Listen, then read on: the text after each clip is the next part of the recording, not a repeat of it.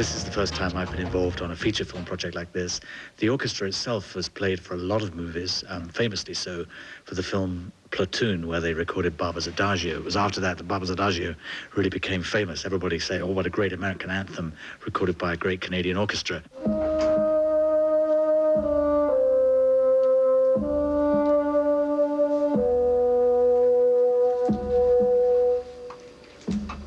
That's great. Do you think in the catalog maybe we can just get a little bit of a sparkle for the reveal of his neck? For me, the performances and the story and what was shot is basically the trunk of the film, and I think that what Bramwell is doing are the branches and the little leaves and stuff like that. So we wanted our music to support the film and not overwhelm the film, to nudge the audiences towards an emotional response, but without being very heavy-handed and saying this is how you should feel about something.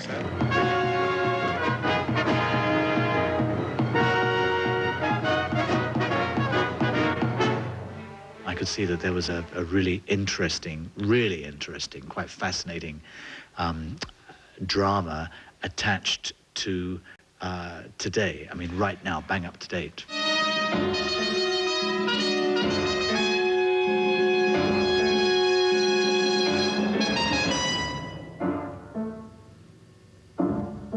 When did you begin to hear music? Almost straight away, because I saw in the score all kinds of colors, because part of the drama is based in wartime, in the 40s. Obviously, there's a flavor there instantly in the 40s. You think of big bands, saxophones, Glenn Miller, swing.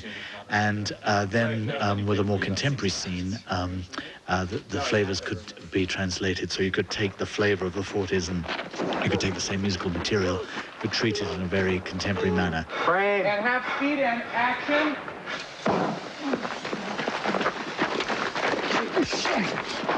Sure. Ready? Are you all right? Can you hear me? Bang, bang. We gotta get you out of here. On the day I was watching it going, oh my God, this is not gonna work at all. This is not gonna work at all. But then when Bramwell and I sat down at the piano and he started pumping away on the piano, it immediately came to life. And I mean, the difference between the two, I mean, is amazing.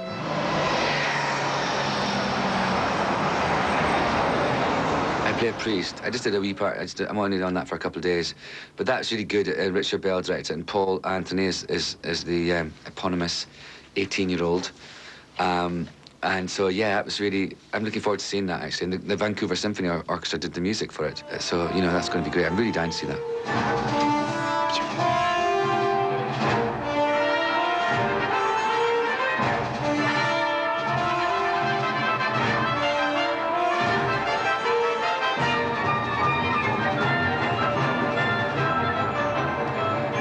It's very important for me not to make the music too, as it were, on the nose, so that somebody gets hit, there's a crash. It's not Buster Keaton, it's not Charlie Chaplin, it has to be something more subtle.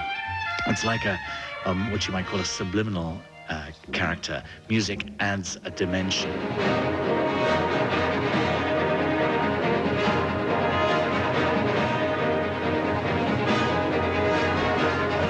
You know, another director would be looking for young hip bands to be using as a soundtrack, right? Excuse me? What's wrong with old hip? We want hip, not broken hip.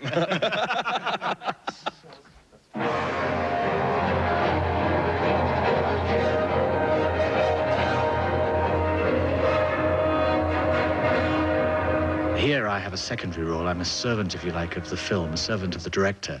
So my role here I take very seriously as being at the service of the movie.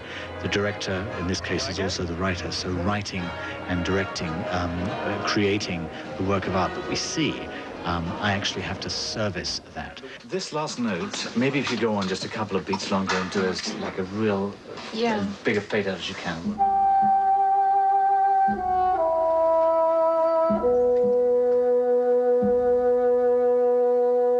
I've really enjoyed the creative process with Richard because I think he's a really dynamic, creative, brilliant individual making his first full-length feature film. And it's been a huge pleasure to be working with him.